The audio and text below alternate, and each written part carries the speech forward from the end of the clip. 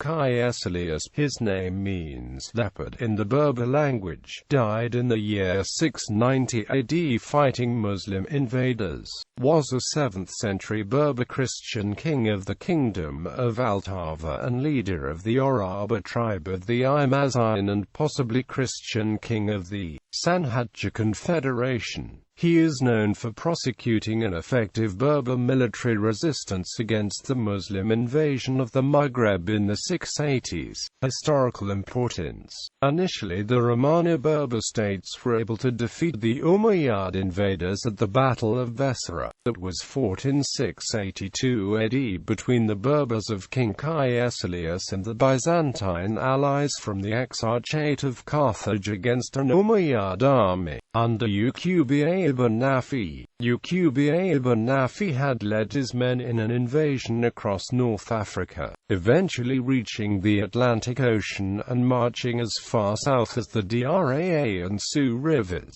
On his return, he was met by the Berber Byzantine coalition at Tarhuda south of Vesera. His army was crushed and he himself was killed. As a result of this crushing defeat, the Arabs were expelled from the area of modern Tunisia and eastern Algeria for more than a decade. Biography. His homeland was Tlemcen in modern Algeria, according to Ibn Khaldun. However, this account dates from the 14th century, some 700 years later. Indeed, Caecilius, according to historian Novilla Verdi, was probably a king of the kingdom of Altava. Other sources closer to Caecilius's time associate him only with the Oros area. Caecilius grew up in Berber tribal territory during the time of the Byzantine Exarchate. Caecilius is speculated to be a Christian based on his Roman-sounding name. According to historian Camps, his name was a possible translation in Berber of the Latin name Caecilius,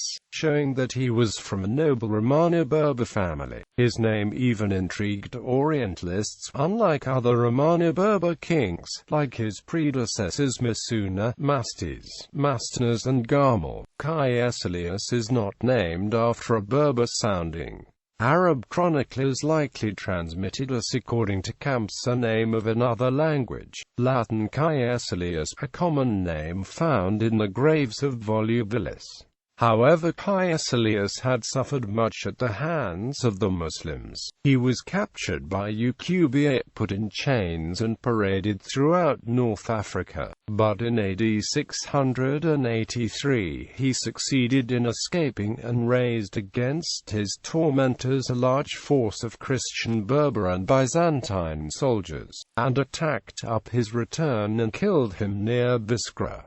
After Uqba's death, his armies retreated from Kairouan, which Caecilius took as his capital, and for a while he seems to have been, in name at least, the master of all North Africa. But the respite was to be short-lived. 5 years later Caecilius was killed in battle against fresh Arab forces led by a Muslim general from Damascus. This soldier was himself ambushed and put to death by Byzantine sea raiders shortly afterwards. For a while confusion reigned, but the Awraba recognized the weakness of the position and eventually capitulated to the newly reorganized and reinforced Arab army. With the death of Caecilius, the torch of resistance passed to a tribe known as the Jerawa, who had the home in the Oris Mountains. According to late Muslim accounts, the emir of the Muslim invaders, who was then a freed slave called Abu al-Mahajja Dinar, surprisingly invited Caecilius to meet with him in his camp. Abu al-Mahajja convinced him to accept Islam and join his army with a promise of full equality with the Arabs.